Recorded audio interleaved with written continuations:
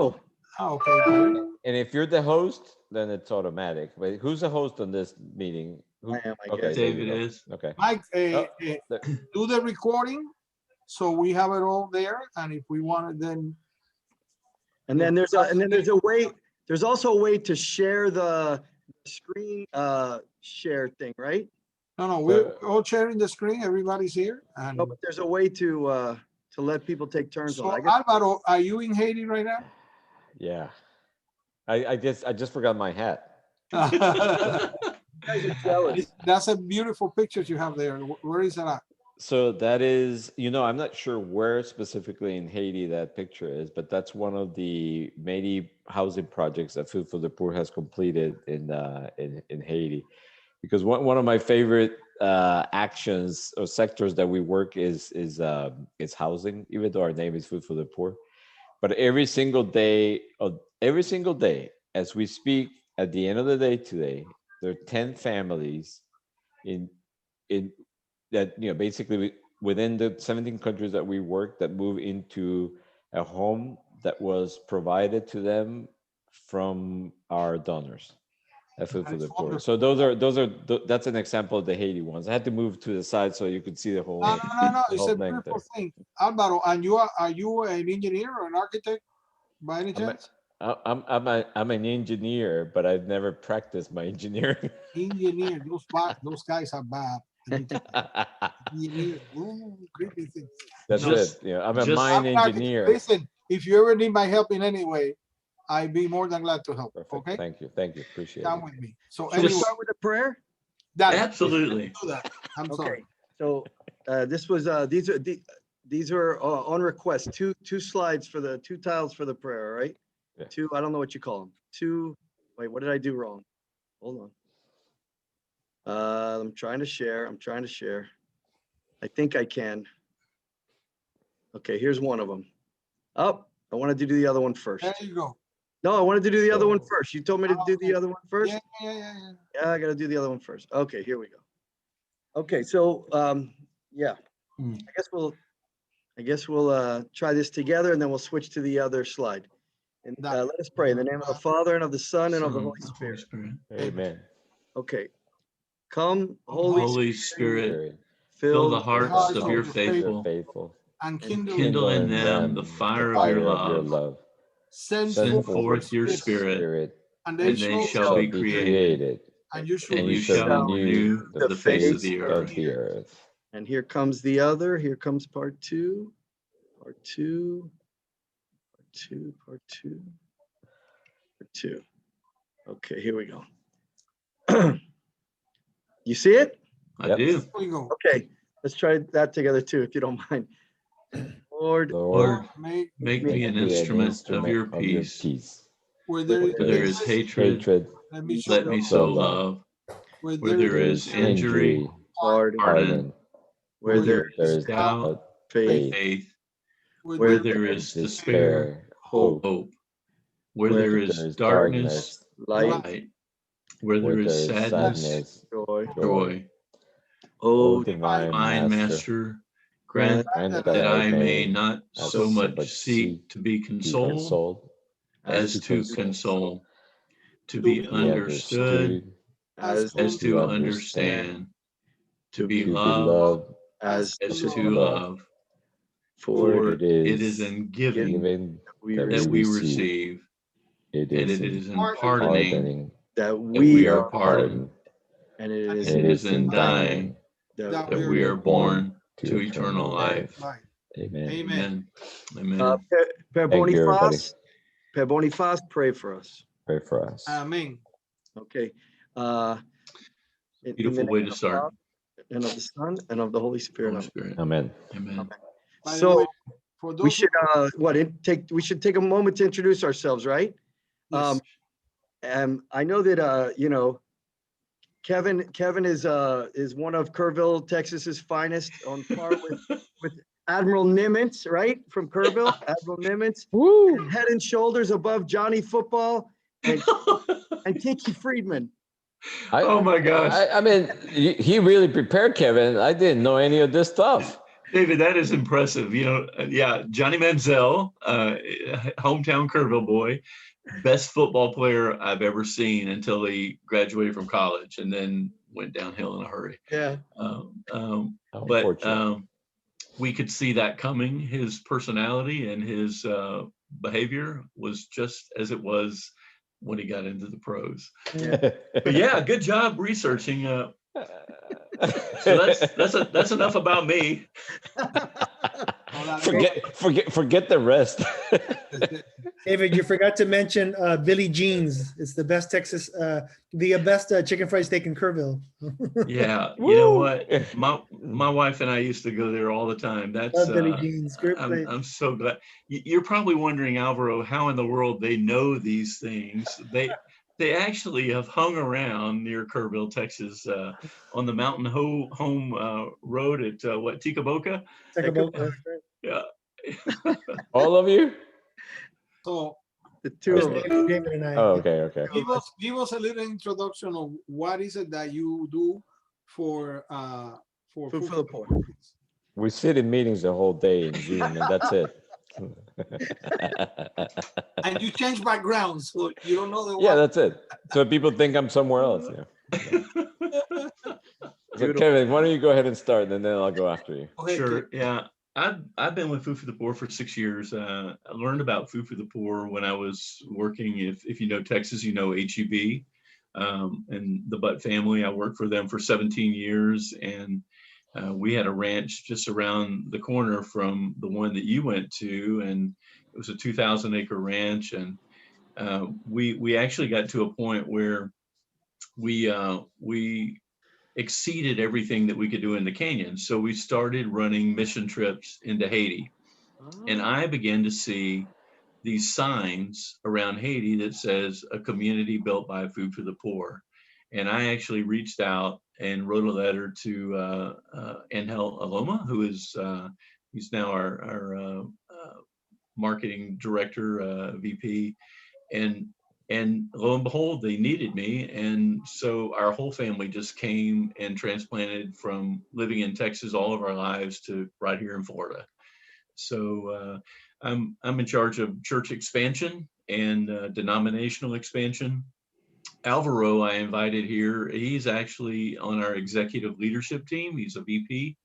And Alvaro, why don't we transition to you? Sure. So I've been around associated with Food for the Poor full time for 11 years, but really associated to the organization for more than 25 years. Oh my God. And I was the co-founder of the American Nicaraguan Foundation, which is an organization similar to Food for the Poor that specifically focuses on work in Nicaragua. And so I've been privileged to really know the organization of Food for the Poor from the outside in.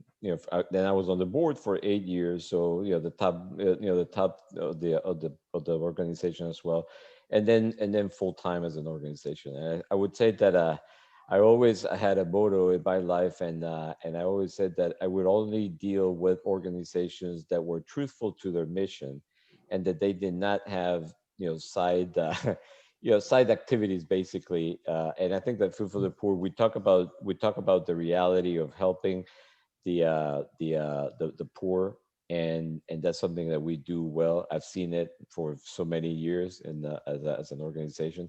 It's run by humans, right? So we every day we're improving and trying to do better than what we do, and that's where I saw the impact of those houses in the poor, because ANF was one of the partners of Food for the Poor in building homes in the countries.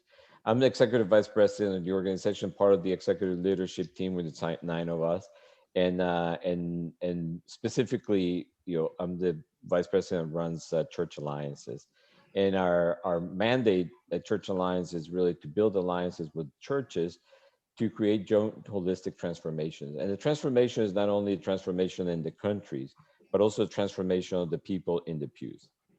How is it that we, as an organization, transform the lives of the people here? Because we open up their hearts, and we open up their hearts to generosity, and we allow them, and I think that you can relate to what I'm going to say right now, and you allow them to really know that they can do something good through an organization that's worthwhile and honest. And that's exactly what you do as well, right? I mean, you bring people into a conversation, allow them to be able to put their faith into action. So that's a long story there, but I think that we have a lot in common, and I'm glad to be part of this conversation. And thank you, Kevin, for bringing me in. He's And also he's so- also a strong Catholic too, so that's another reason why he's a perfect fit for this group. Bueno, Argue with that. bienvenidos, bienvenidos. Gracias. Bienvenidos. So I guess, Andres, I guess it's your turn. Introduce yourself. Okay, go ahead. You guys are my elders. You guys have been involved a lot longer. I'll let you guys go ahead. Oh, yeah. Okay, a ver, vamos, let's do it. Is it elders or older? Yeah, exactly. No, Or both? not me. No. I'm thinking of my right hand, Cristina. Oh, yeah. She's the youngest of all of us, Okay. but she has a very missionary heart, and she's been involved in 2 missions. So, Cristinita, what is it that you do for us? But tell them about Blue Missions too. Yeah. Okay. please. Yes. Okay. Yeah, so I'm the recent addition to Amor en Acción. I started about 6 months ago. I'm their grant writer. But prior to that, I worked at a different nonprofit here in Miami called Blue Missions, where their mission is to build water systems and latrines in the DR. And I worked there for 4 years, and I did about 15 missions. And then now we're here. I started my master's, so I had to leave Blue. And I'm here with Amor en Acción. Did Blue ever work in Nicaragua, in the eastern coast of Nicaragua? Do you know? They did. Yeah, I They remember sponsored a few projects in that. Nicaragua. Yeah. Blue is a great thing that somehow we feel that they're tied to us because they are the grandchildren of Amor en Acción. Yeah. Okay, but they have their own thing and they do great. They do great people. Now, Janelle. But Kevin was going to ask Christina a question. Yeah, I was at an event with Ricky Patel, an attorney in Miami, and met someone from Blue. I think it was her family that actually operated in the DR. And I have her business card somewhere in my house here, but I'm sure there's a lot of people, but she was definitely family. Do you know who that would be? Was she Dominican? I think maybe so. Because one of Blue, the people who created Blue, they came from an under, so it's Amor en Acción, and then people from Amor en Acción started LIFO. So one of the founders of LIFO's wife is Dominican. Okay. And she's very involved in Blues events. So it might have been her. Yeah, I'll have to look that up and see. Anyway. Alberto's wife, right? Yeah. So Janelle is a part of Joey. She's been part of Amor en Acción for quite a while, and she's been our director for quite a while, and she helps in every way that she can. She has a loving heart and a true missionary. Janelle, go ahead and tell them what you do for us. Sure, I'll be brief. I've been working with Amor en Acción since I was in high school, so I'm a little older than I look. So it's been about 15 years that I've helped Amor en Acción in different capacities. I tell people this because when I've traveled for mission appeals, they kind of look at me and they're like, "How old are you?" So I've served in various capacities, most recently as mission coordinator, which is like our director that kind of is a jack of all trades, still doing a lot. And yeah, I mean, I love Amor en Acción. I started traveling to the Dominican Republic, and thanks to Andres, who's on the call, and I had actually, until I had taken on the full-time role, I hadn't really done much work in Haiti. So thanks to Andres, he was my introduction to Haiti, and really getting involved and visiting our, the schools that we support, and even understanding really how it is that we support on the ground there. So yeah, just happy to be here and to meet you all. It's always great to meet others from other organizations doing great work. And Janelle some days works in the same building with our friend Archbishop Wensky. Yes. Very good. Our Very office, good. we are housed at the Archdiocese. We do have our offices there. Does he ride a motorcycle to work? Sometimes. And he stores it there during hurricanes to keep it safe. But he actually has a charity ride coming up soon. That's his big Oh, event. Do you know Sister Carla? Yes, I do. She's his assistant. I don't know her that well. But yes. She's a good friend. Oh, okay. I haven't Yes. seen her in a long time, but she's a good friend. Wonderful. Wow. Okay, Andres, that means it's your turn. We're going in chronological order. Hi guys, good afternoon. My name is Andres Novela. I've been involved with Amor en Acción indirectly for a long time. David Masters was my introduction to Amor en Acción when he was my high school teacher back in the day in the 90s. David was very passionate about Amor en Acción's work in Haiti and the DR. And although at the time I couldn't travel because of various reasons, when I came back and started teaching at Pace High School, I knew that I wanted to get involved right away. And so he was with me on my first trip to Haiti a long time ago. He's also the guy that took me to Tacubaya for the first time back in the 90s as well. So David has opened many doors for me in my life. And so, yeah, I've been traveling. I've been traveling to Haiti for many years now, usually on a normal year. I know COVID has kind of halted our travel, but 4 or 5 times a year, visiting different schools and different projects and different communities across the northwest of the country where our work is focused. As what I do also in my teaching gig, I try to incorporate a lot of Amor en Acción's and our sister school stuff into our curriculum and into our campus ministry program as well. So for me, it's all pretty seamless. Yeah. So thanks for being here. Andres is our director of campus ministry here at Monsignor Edward Pace High School, next door to St. Thomas University in Miami Gardens. And he's our Amor en Acción board president.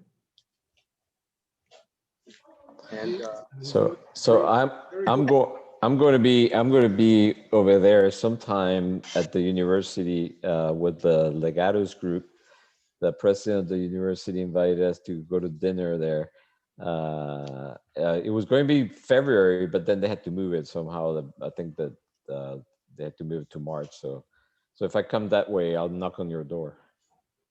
yeah, but let us know in advance. I will. Let us know in advance. I will. Security is tight too, so we have to jump the hoops to make sure you get on campus safely. We'll do that. That'd be great. And I guess it's my turn then, right? Okay, so I'm David Masters, and I've been with Amor en Acción since 1990, and my first venture personally into IT was 1997, the week before I got married.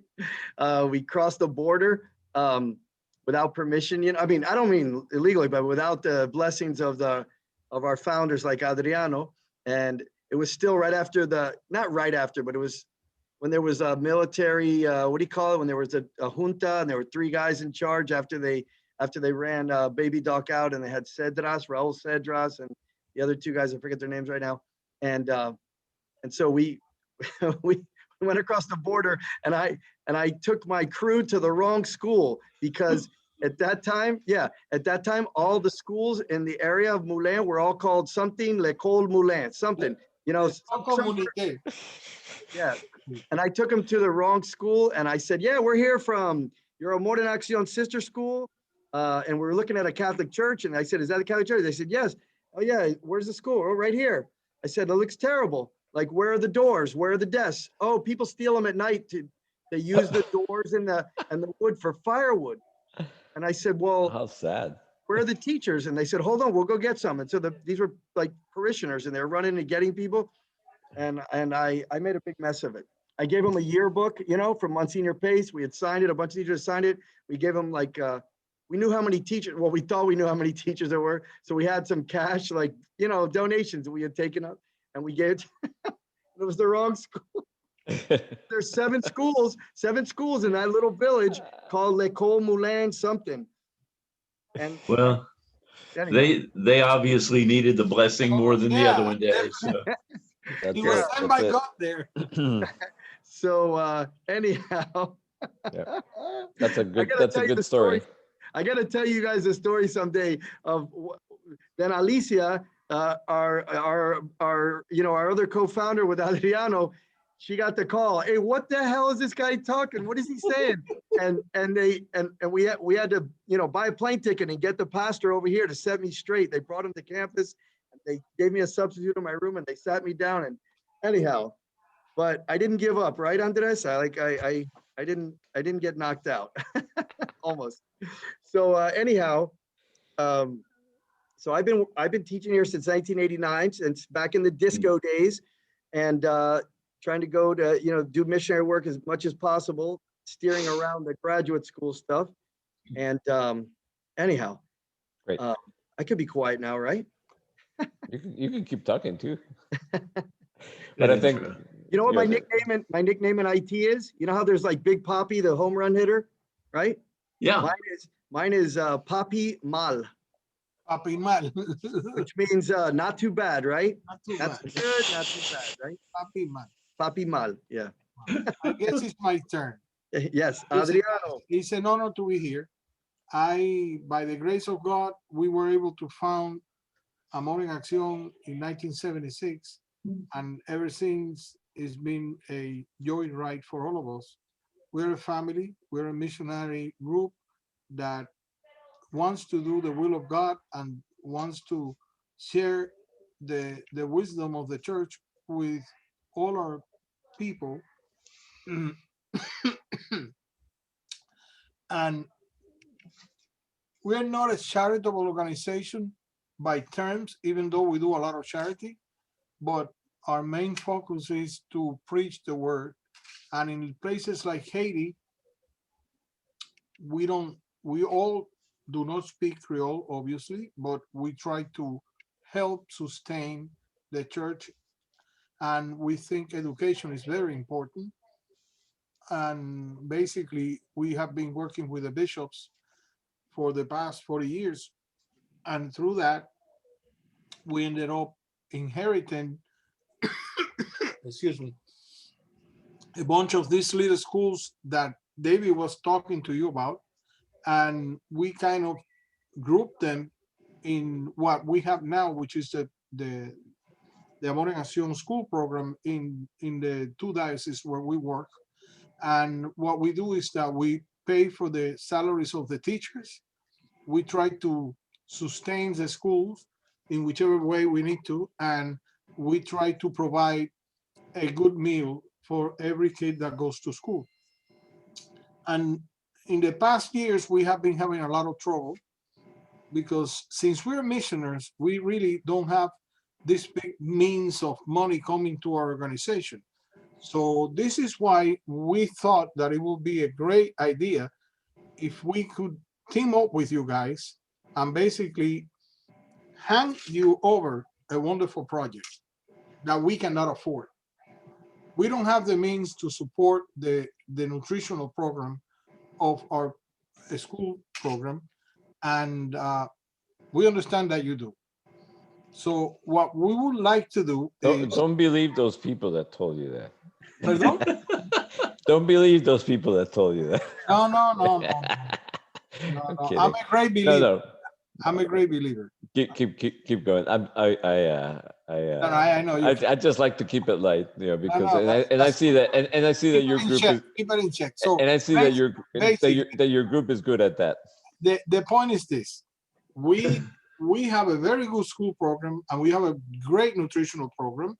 What we don't have is food, and every day is more difficult, and every day costs more money to keep that up, and we don't have any means of money coming in. This is why we're trying to go out and talk to different organizations and see how we can help and try to get some type of help from large organizations. But we started working in Haiti kind of at the same time, and you guys went through the whole world, and we have a stay in Haiti, and our work is different. Okay, our work is more personal, it's more education and more evangelization, right. And it will be a blessing to all the bishops in Haiti, that work with us, and especially to the children, if you could take over in the sense of being able to provide the food that we so much need. Let me ask you something on the and just for clarity, okay? So when you say take over, okay, it in my mind, my perception is that we run the programs. That's something that we don't do as an organization, but I just wanted to clear that. But we can find ways to support the No. We don't the mind action, the right? administration's aspects of it. Okay. We will do. That's Yeah, not a okay, problem. okay. When I say take over, it means take over providing the food. Perfect. That we don't I have. just wanted to clear that from my I head, agree. probably. And let me tell you, whatever we discuss here today, and when we get to an agreement on how we're going to do this, we will need to go to the bishops and in Haiti and say, listen, Food for the Poor has agreed on this and this term to help us continue doing the same for the nutritional program, and obviously we need to get their blessing, and they need to know that you're providing this to them, okay? Sure. And so you can also get the credit because you deserve it. Sure, thank you. And it will be a great thing for us if we can work together on this, sure, on that nature. Do you know Bishop Desenor Jean in Hinch? Whom? Bishop Jean in Hinch. He's Catholic bishop over the Hinch diocese. I met him, I guess I was in Richmond, Virginia for a conference up there. The Richmond Diocese of the Catholic Church has a huge interest in Haiti, but I heard today that he's been asked to be on our board of directors in Haiti, which I think is great news. Yeah.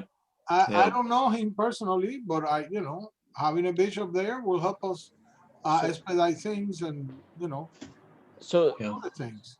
So tell us a little bit about the details of where the schools are, how many schools, how many kids, et cetera, et cetera. David, can you bring this thing, share the screen with them with that report that Janelle originally did, and I just basically retouch a little bit. You see it? In a nutshell, you're going to see here. Do you see it? Yes, we can see it. Everybody sees it, no? I mean, stop it there. We have basically two dioceses that we work with, the Diocese of Gonaïves and the Diocese of Port-au-Pay. In the Diocese of Gonaïves, that Monsignor is Marie Pion is the bishop, we have approximately 775 students and 37 teachers in 6 schools. And in the Diocese of Port-au-Pay, that we have a new bishop that just started a few months ago, Monsignor Charles Peters Bartholeus. We have close to 4,000 students and 144 teachers in 26 schools. These are not huge schools like we're used to have here in Florida or some other places in the United States. These are some schools, as you will see, we have now a list of all the names of the schools and all the students and the teachers and all of that down below. Some schools have 300 kids, other schools have 70 kids.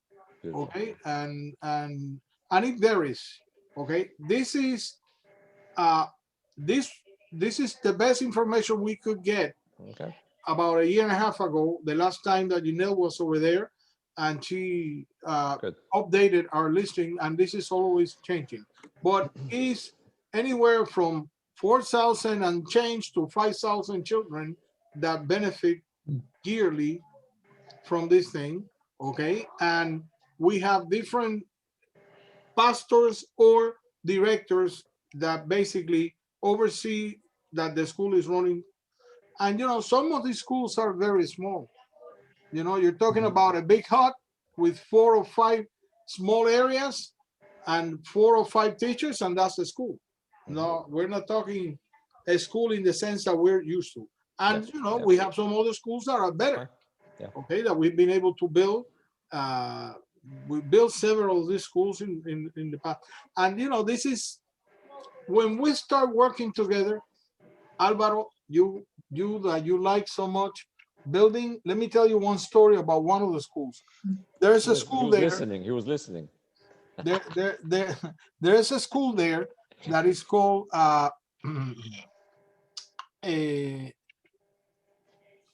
what's the name? Baja un poco ahí. La escuela the school that we have in Nampalan? Nampalan. Yeah. The Nampalan school. Let me tell you how it started. We did a project similar to the one that you have behind your back in that drop that you put there. And we started building the houses. And when we have about 7 houses built, the community gathered and they say, listen, we don't want, we already learned how to build the houses. We can do from now on the houses ourselves. What we need is a school for our children. So stop building houses for us and please help us build a school. So we built our first schools, and this is how the whole program became a reality. And it's a school in Nampalan, which, it has 472 students, and it's been working very well for the past 38 or 40 years. I don't remember exactly the date that we started the school, but since the whole program came about. So what are the specific? This is great. This is and then in addition to just I commend the beautiful work that you're doing and that you have done for such a long time, and in the places that you do it, because it's not easy to in Gonaive and in Porto Pe. No, those are tough areas to get there, especially, I mean, let's say 15 years ago it was even worse, right? I mean, getting there was what, 10 hours or so DT Biquet, you see this school that it says Biquet number 7, okay, in the grant. That to get to the school you gotta walk for 3 hours up a mountain. So tell us a little bit about the specific needs that they have. I mean, well, I'm gonna let Kevin and Kevin, to be honest, it's your meeting, so don't let me. Janelle and Andres know much better the school system today than I do, because I'm a 66-year-old man that used to go to Haiti, like 4 times a year when I was very young. But with age, you simmer down and you do other things for the cause.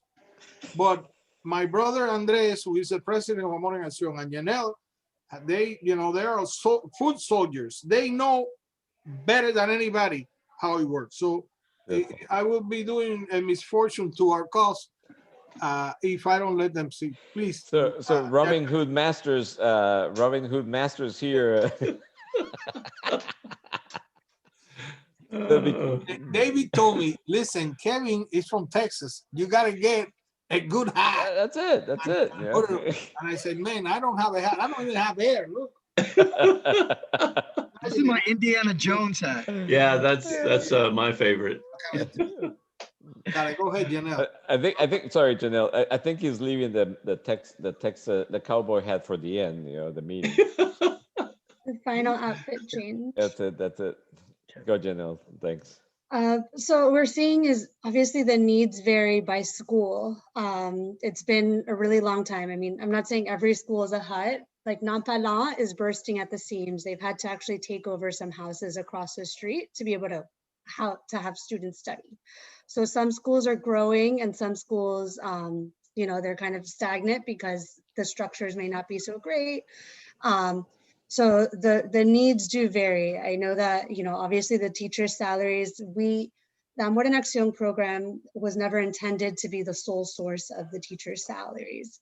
And it has basically turned into that, because many of the families, obviously, in the northwest of Haiti, access and, and just resources, it's very difficult. So the needs are obviously, they grow every day and they're constantly, they constantly need more. Of course, some communities do kind of solve problems themselves and kind of come to their own and come together as a community to build or to put things together. Or even, you know, the parish priests have been open in some areas to allowing the use of a chapel to be used for the school. So some are open to that and allow that, especially after recent earthquakes, the ones in 2018. I know of one in particular that Andres and I visited, and that's what's going on there. So obviously the needs do vary if we went into the specifics of each school. And then, as you know, when we start asking, oh, so what do you need? And I mean, the asks, I mean, they need everything, you know, from benches to new desks to rebuilding schools.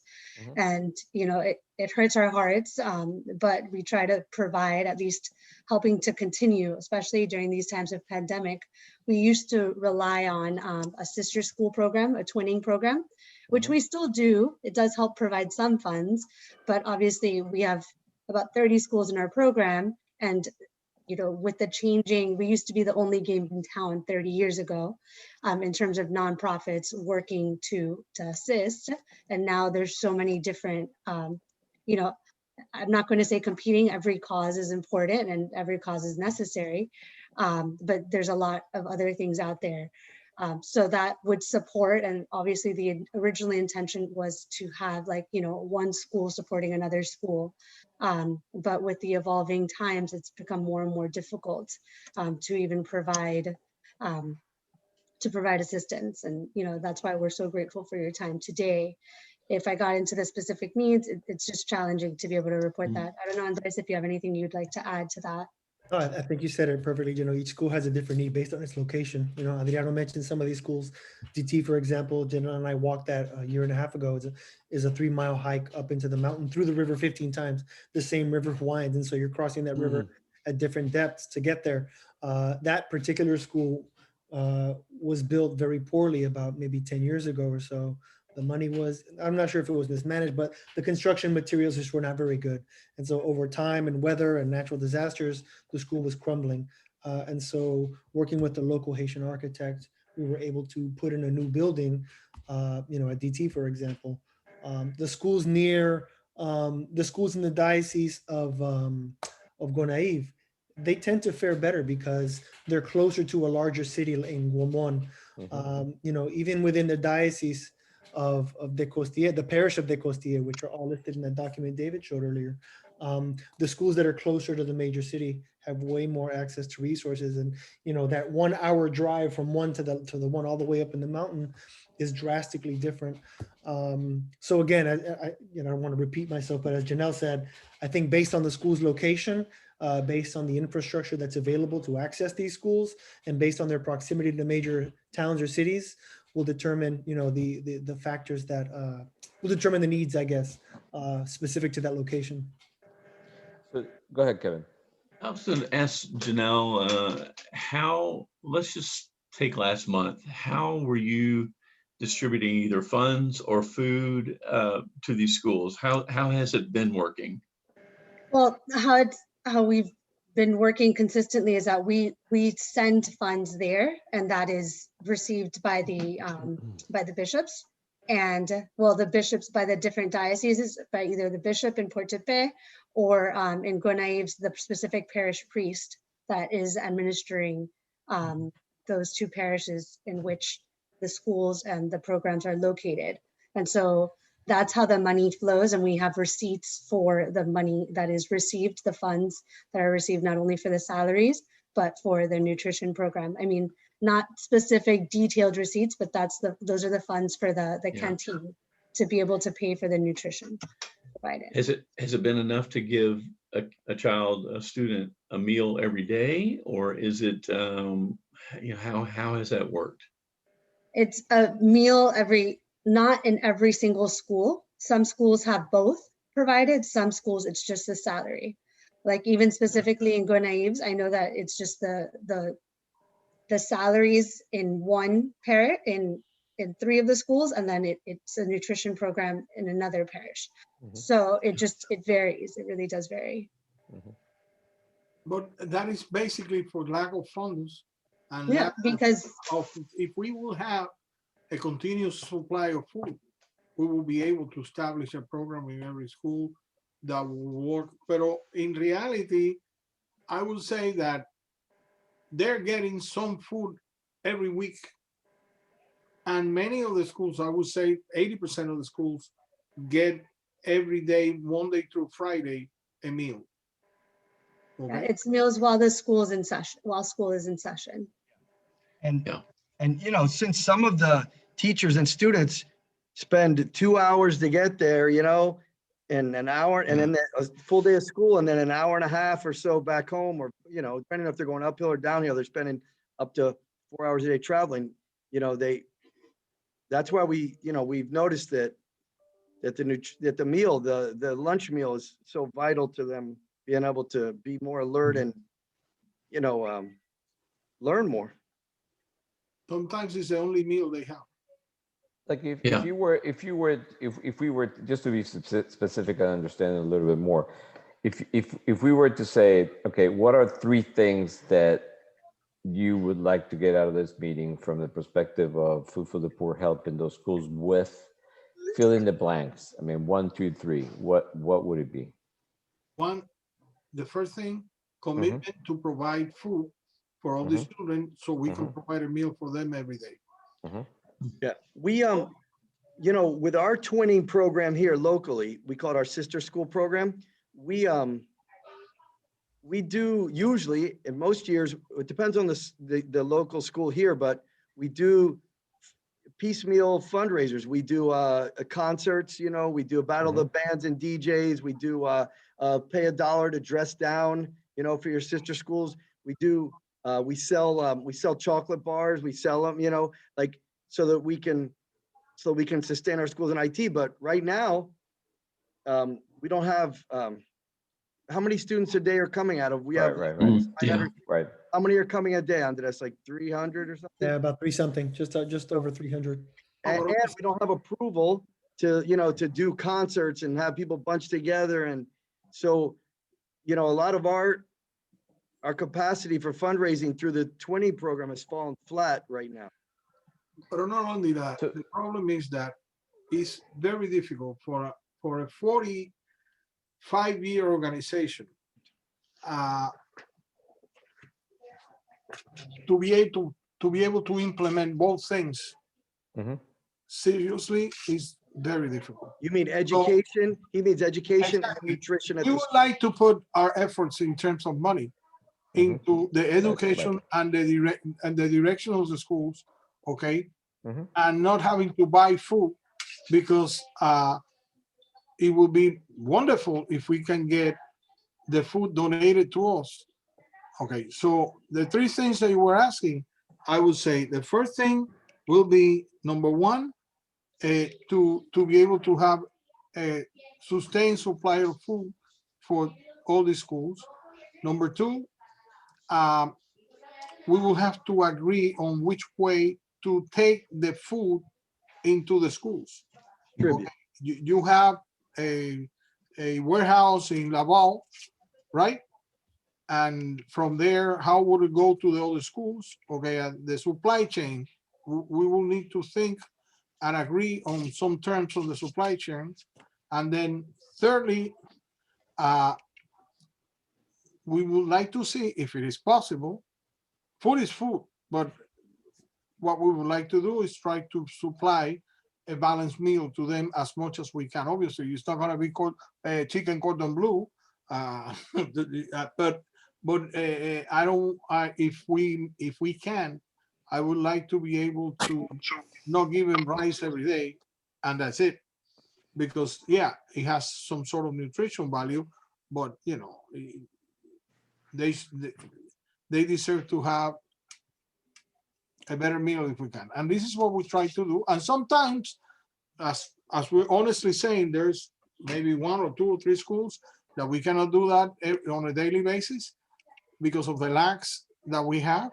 But it's our hope that we can do it for all the children in the same way. So sorry, my computer, something happened to it. I had some technical problems, so I missed But what would be the number 2 request? Number 1 request is the food. Number 2 is the supply chain of the food. How does it get to the school? Okay, good. So, okay. And number 3, okay, in my opinion, it will be to be able to have, not just if you tell me, I have rice, I will give you rice for all the children for every day. That's wonderful. I will say yes, but I would like to have a balanced meal if I can for them, not just rice. So we're not asking for much in that sense. We don't, I mean, we just want to see if we can give them a nutritious meal, and you guys deal with providing and sustaining that. And then we will have to look at, depending on what type of food you can provide, we will have to look at how we're going to prepare this food. And I tell you why. Because we're in Haiti, and they do whatever, you know, if he walks and you can eat it, they kill it and they eat it. That's how it works. They can get a goat one day and a chicken another, and a little rice and a little bean and fishing here or whatever. That's what they do. And how do they cook it? They get some leña, you know, and they just basically do it in their carbon kitchen. Now, if you tell me I have pre-packed food that is very nutritious and it's a hot meal, but I don't have the way of getting that into a microwave, and you know, so we will need to know how is it that this food is going to get there, and what are going to be our what we need to provide to cook the meal and all of that, and we're going to have to work together on that one. Kevin, any comments or? Yeah, you know, it's that's great background. That really helps immensely, and I'll give you sort of maybe the big picture of what our executive director in Port-au-Prince has really set as a 5-year goal, and that is that really, well, first of all, let me back up. When we build schools, which is something that Food for the Poor does, we also make the commitment to providing food for that school perpetually. And so getting food into schools, we know, changes the course, the trajectory of a child's life. And we realize that. And so our executive director really has a goal to get food into all of the schools in Haiti. That is a monster goal, but he's a monster thinker, and that's I think he's a couple of years into this right now, and I assume that we are continuing that trajectory to try to spread that. The other thing I would say is that for some blessed reason in the Catholic Church, I have a list here on my not on my desk, on my computer, on my desktop, of all the Catholic entities in the country of Haiti that we distribute to, and there are several thousand. Those can be clinics, schools, you name it. We have always had, which sort of blows my mind that you all have never come to us sooner, and that we have never really collaborated together, become partners in the ministry that we're doing, because one, it's so much more than food. And I'm going to get into sustainability. It may not be on this day, maybe it's on our next call, but ultimately that's the answer, my friends. And I think you know that, you know, we could pour food into these 5,000 students, and I'll walk you through that process. But ultimately, those kind of numbers even have the capacity to deplete our supply of food. You know, we know that, first of all, we're having to, well, by the grace of God, we recently received a gift from the Republic of Taiwan, China. It's an amazing gift of, I think, close to 13 million pounds of rice that is importing. We're paying the shipping on that, and that's very expensive, but it's worth it. We have been having to buy our rice from Guyana, The good news is we're buying it from farmers there.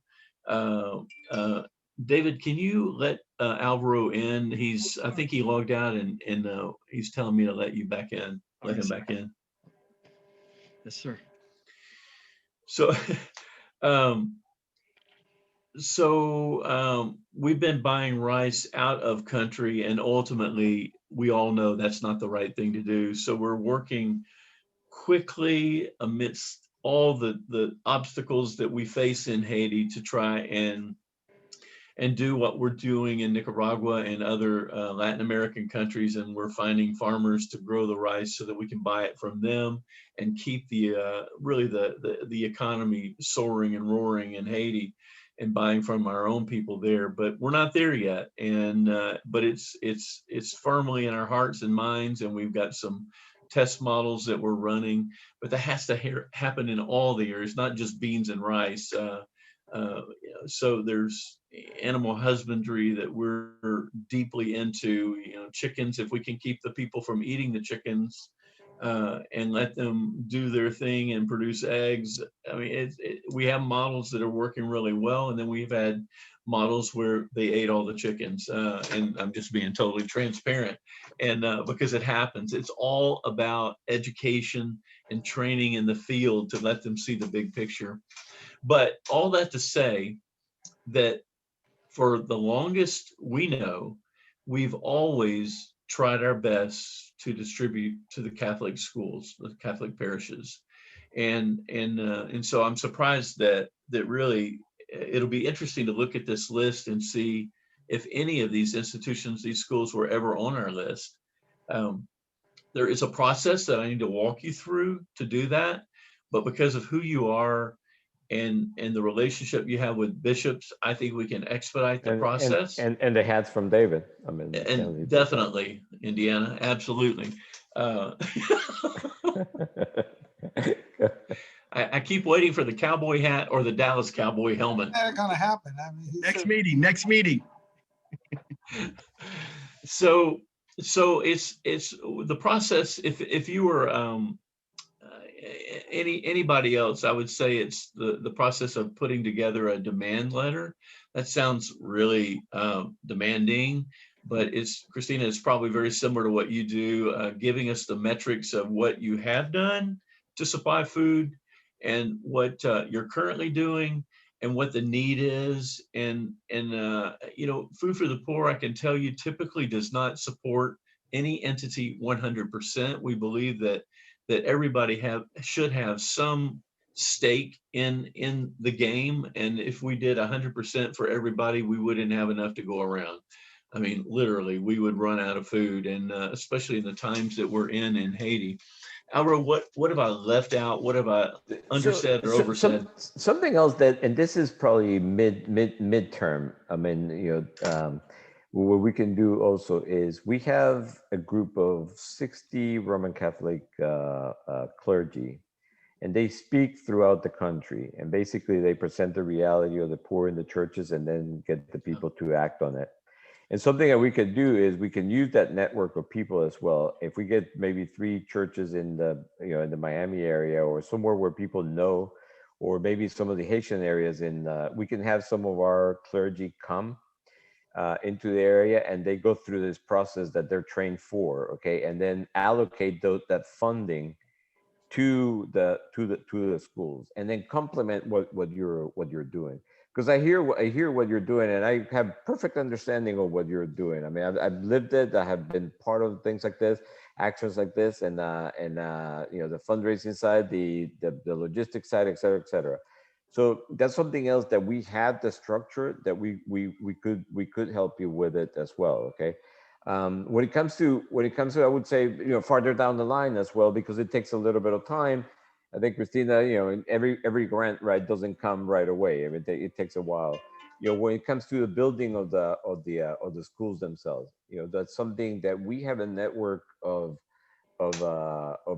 it's really over 900,000 people that donate to Food for the Poor on a regular basis. And if we can present them with the good option of a school building and the components surrounding it, then we can present it to them, That's something that I would say, let's not start with that because that's something that requires a little bit more time and a little bit more planning, from our side.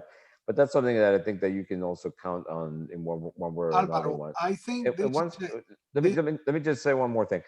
And once we start the ball rolling, then we're going to encounter other areas that we can work together yes. that we don't have time to talk right now. I have to go in 2 minutes to another meeting, but yeah, go ahead. No, I was just going to say that I think that what we want to do is simmer it down to the food program right now, so we can start and give it a push because we need the help yesterday. We Yeah. literally don't have the money to continue buying the food. We don't know how we're going to support the next trimester. Yeah. And So we are, we so let's focus on that. I mean, let's focus on the let's food. focus on the food, and there will be a lot to talk. Okay. I'm gonna call you Alvaro personally, Okay. and hopefully maybe have lunch with you, okay, Perfect. and show you what, as an architect, what we have done. Perfect. We have several other projects in the church, and there's a bunch of stuff that we can do together. Perfect. And by the same token, if I can be of service, use me. Were you all involved in the seminary, in the building of the seminary in Port-au-Prince in any No, way? Okay. no, no. That's something that we were involved. That's one way or another one, and it was, Yeah, I think it was we quite were. a success there. But there is a I- school. There is a school that we worked in Port-au-Prince, in Titayen. Okay.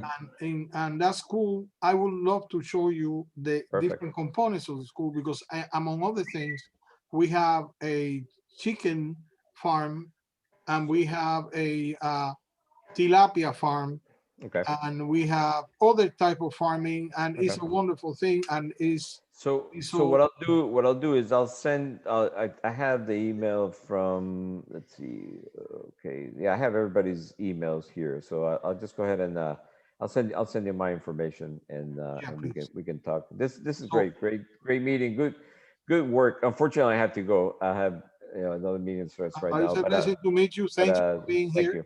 and Thank we you. hope to meet again. Great to meet you. Stay with Kevin. Kevin catch you knows up. all the details better than I do, Definitely. but our intention is to find a way to help all of you. Definitely. This is who we are as an organization. The fact that we look for, whether it's local, in this case you're here, but you're helping the local organizations to strengthen the capacity of what you can do, because you already have the intention, you already have the heart, the network, the faith to do it, and that's exactly what we look for all the time in our partners. It's just a matter of finding how we do it, go little by little, and then expand it to the next level as we develop it. The one thing I can tell you from my own experience is that you start little with Food for the Poor, and then after 3 years, you just don't. I mean, it's a multiplication of the efforts, Definitely. and that's what we're looking for. Okay. Well, thanks. Alvaro, Great meeting, everybody. one more question before you go. What's your parish?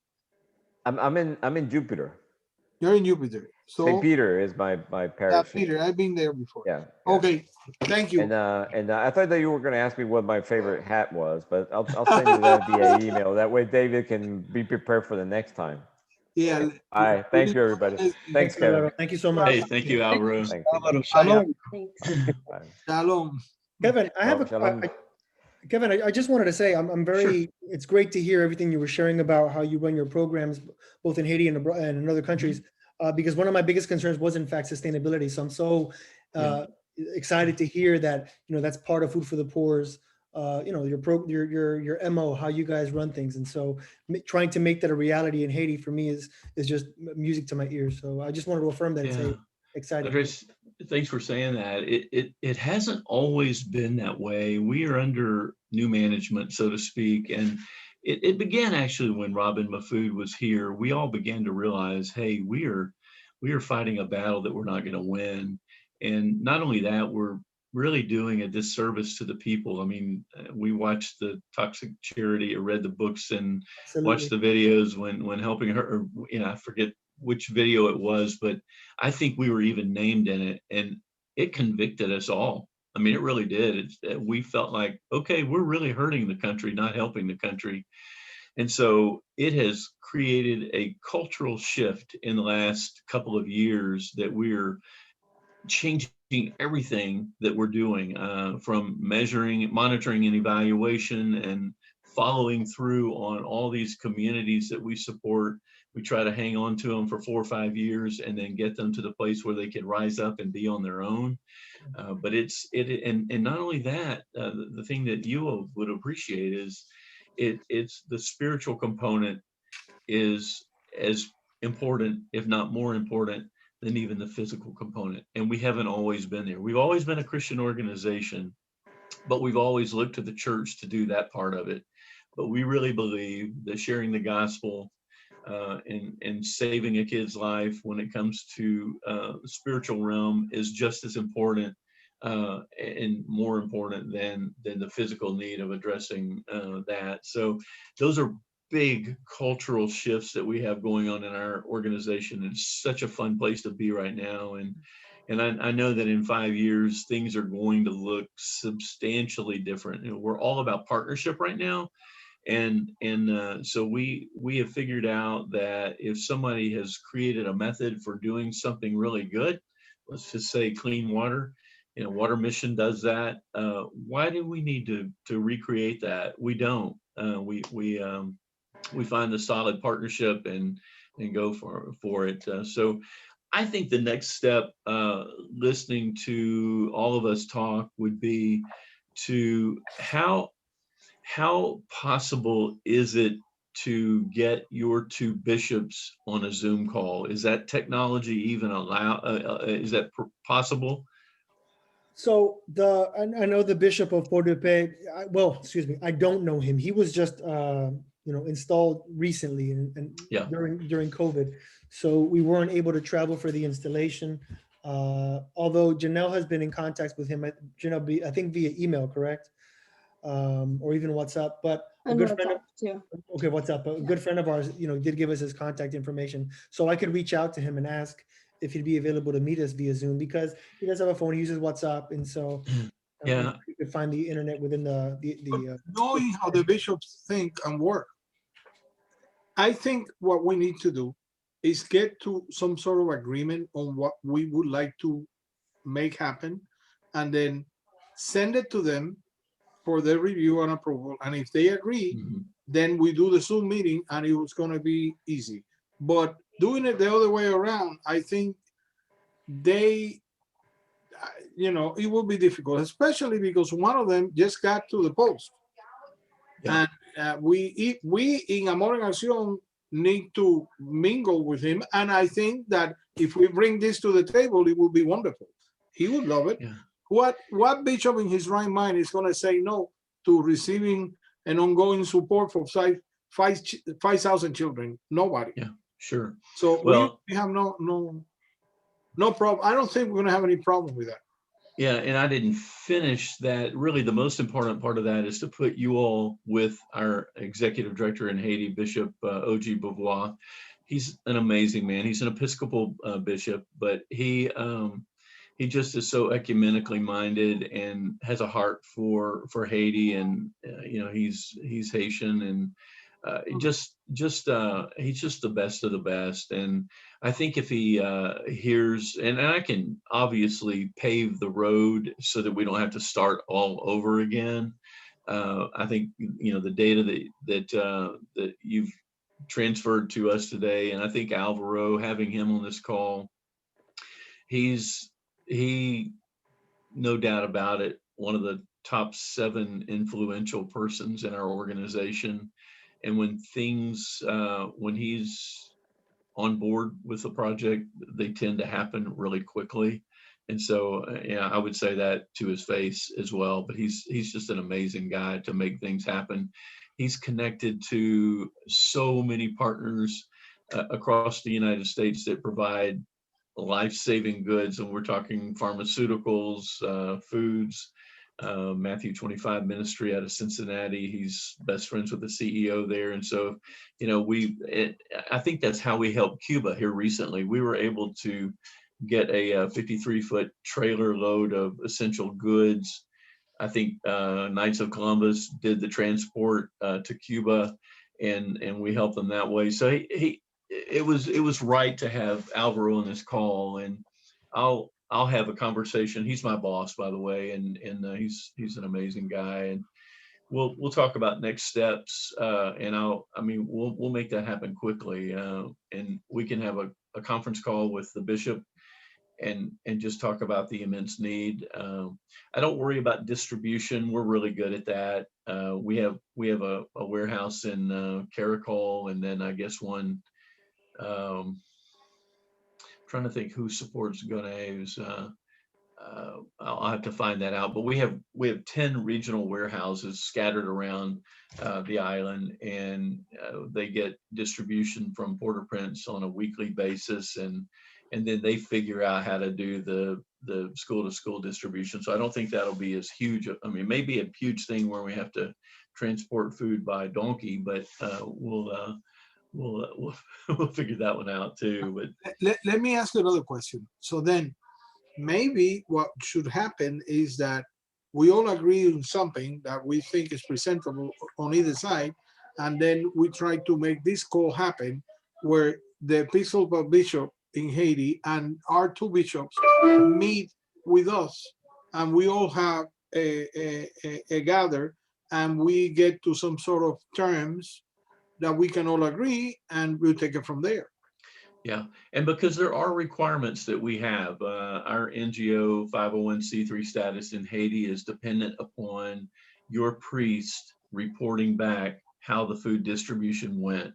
We need pictures, we need reports on a monthly basis, how many people were served. And a lot of the priests don't always enjoy that part of the job. No, we know that. We know that very well. Yeah. And let me tell you, this is going to be the key factor for this thing to work. We understand, okay? And the reason we haven't done this with any organization before was because it was difficult to achieve that type of accountability, because Haiti is Haiti. Yeah. Okay. And since we knew that it was working, and we would go there every time that we can, we believe in the process, and we, somehow look to the other side, because we were not going to jeopardize a project because of lack of accountability. But it is a problem, and I gotta be transparent with you and tell you that it is a problem. So the bishop needs to understand, and this is why it's so important that they are in the boat. And we just did. I work with the Parish Twinning Program of the Americas out of Nashville, and PTPA. We just did a food match with them. These were 70 parishes in the U.S. that have twin parishes in Haiti, and we did about. It was $250,000 that they raised in a week. I mean, it was amazing, but we matched it, and because they were so desperate to get food into their parishes, and even with them, we had trouble, but our people understand, and they'll we were able to get documentation on about half of that. So I know what you're saying. It's one of the biggest challenges that we face, and we're accustomed to it. And I would say this, I really like every one of you, and I would do anything that I can, and I know Alvaro would as well, to support your passion and fire that you have. I love that opening prayer. I've been Methodist all my life, so don't hold it against me, but we have part of the Chrysalis and the Walk to Emmaus program that I guess follows Cursillo. Really? Look at this. I can't read it that far away. You can read it that far away. I'm going to show you. Yes, very good.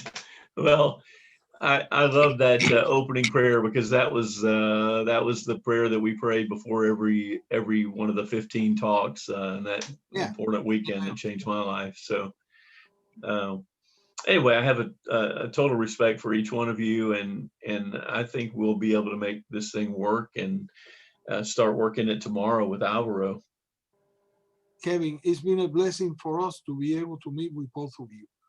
And is the feeling is mutual. I think that the Holy Spirit really came down. And when you say that this is not a problem for you, that you're willing to provide the food, I was looking at Janelle's eyes and at Andres' eyes and at all of us, and it's, you know, it's overwhelming. Yeah. Because, you Yeah. know, we understand the suffering of our kids, Yeah. and it's difficult when we cannot provide. No, and it's Thank you. there are children that are dying right now because they don't have the nourishment. I mean, we and it was in the north before we were able to get this food into some of our twin parishes. We had one parish that said three kids died, and you know that just crushed me because when a program doesn't execute as quickly enough, I thought if I would have been able to make it happen a week earlier, would I have been able to save these lives? And so time is of the essence. I don't mess around with this kind of thing. I'll get on it immediately, and let's all stay connected. If you feel like you haven't heard anything from me fast enough, bother me, call me, text me. You know, it is urgent, and we get that. You know, I'm really, the timing is good because we have all that rice coming into the warehouse right now. And by the way, to answer your third question about balanced meals, we buy all of our beans right now from Brazil, and we have a big stock of those from farmers there. But we also, depending upon the needs of the parish or the school, we do food baskets. So we provide cooking oil, sardines, canned milk, peanut butter. We actually, that's one of the things that we're doing well right now. We have a partner in Haiti that's growing peanuts, and we're producing Haitian peanut butter, pretty spicy, but it's good. And so that cornmeal, probably a couple of things there. Kevin, you know what?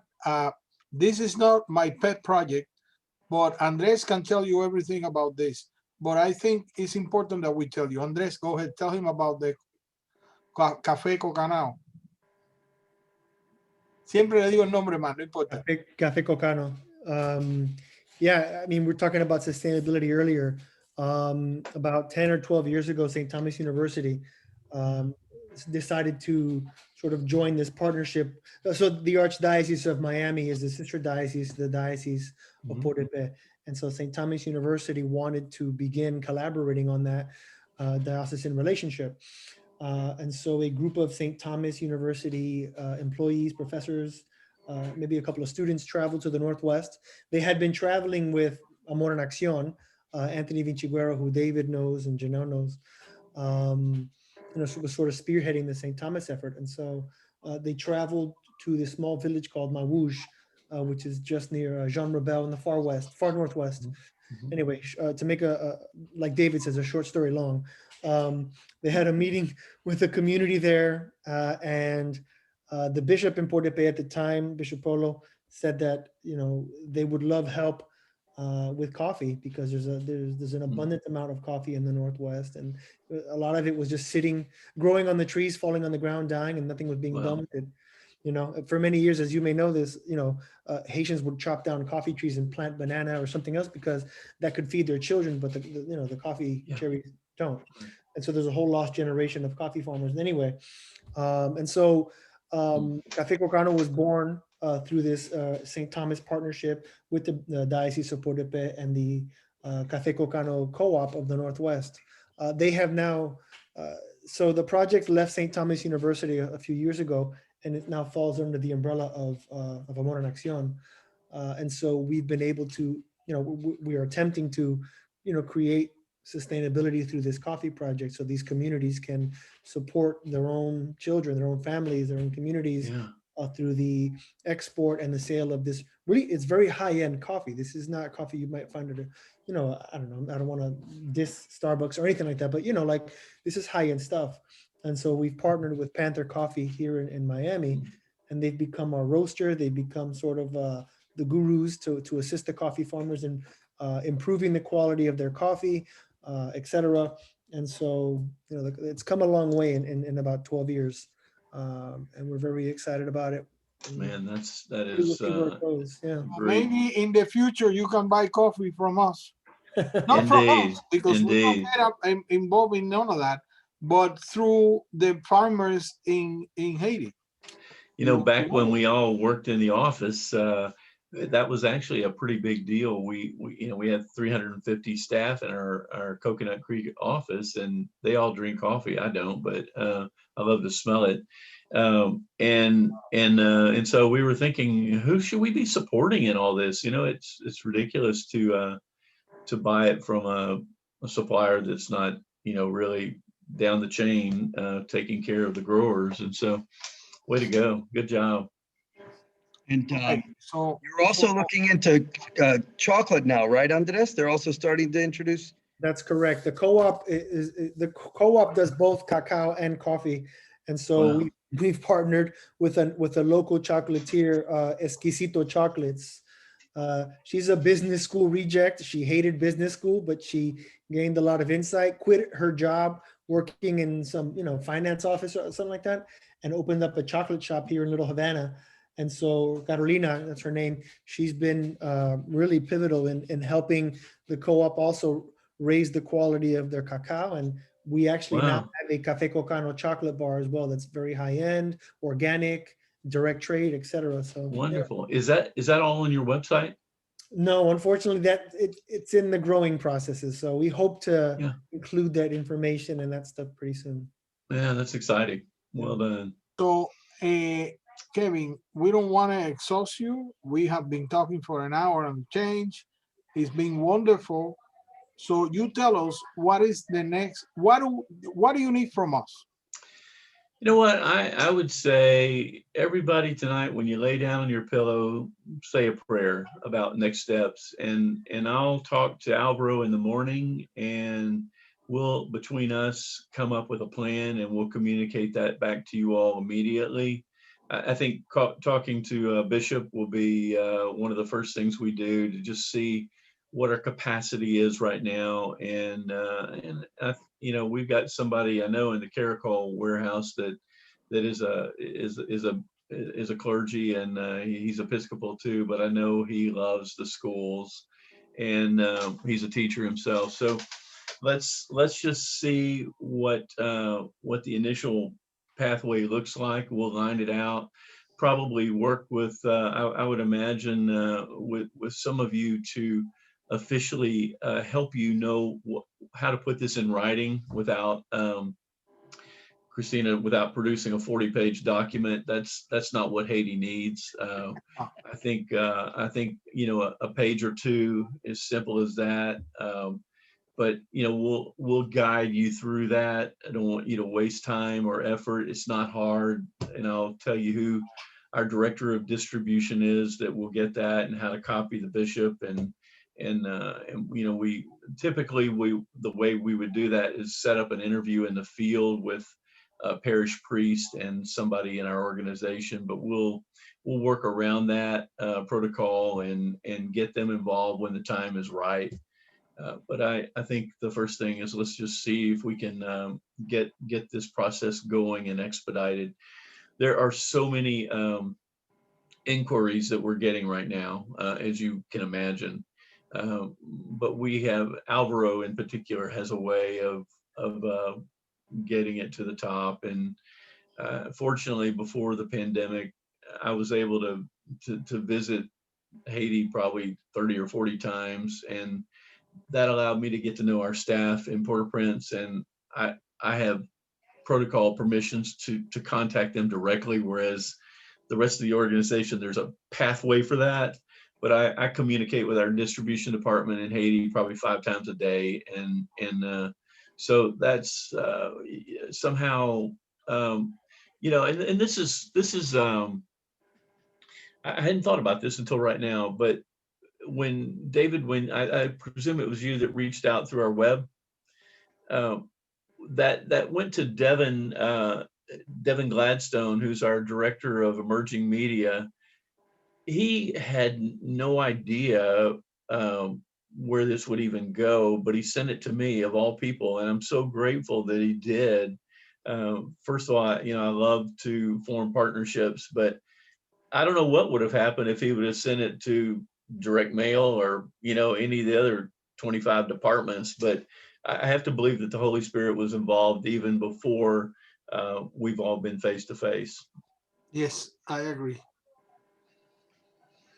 So be well, take care of each other, your families, yourselves.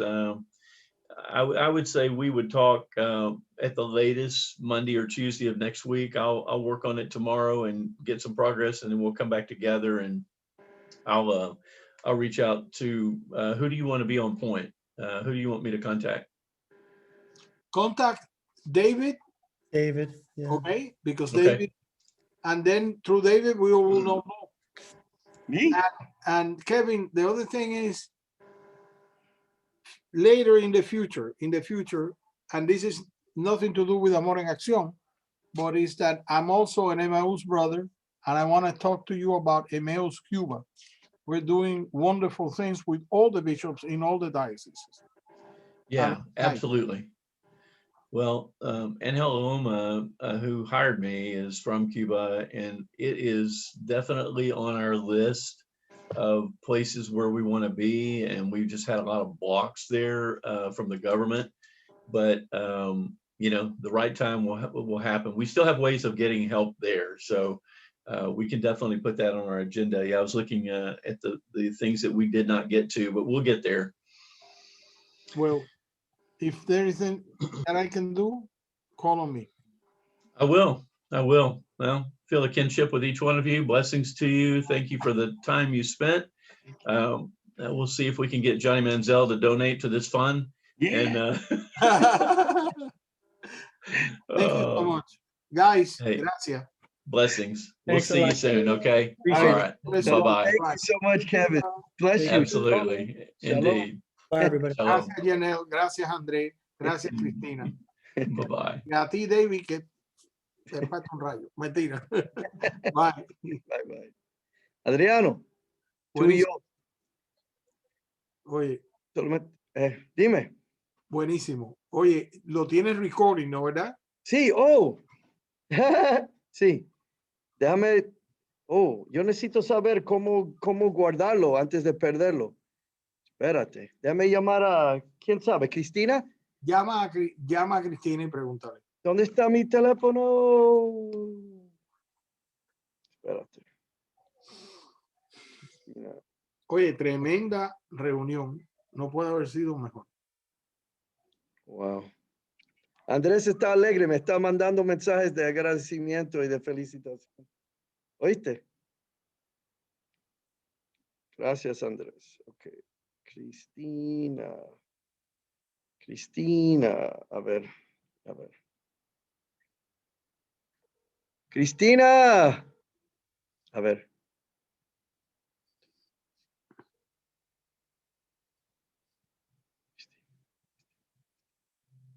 Tal vez tiene clase ya, ¿eh?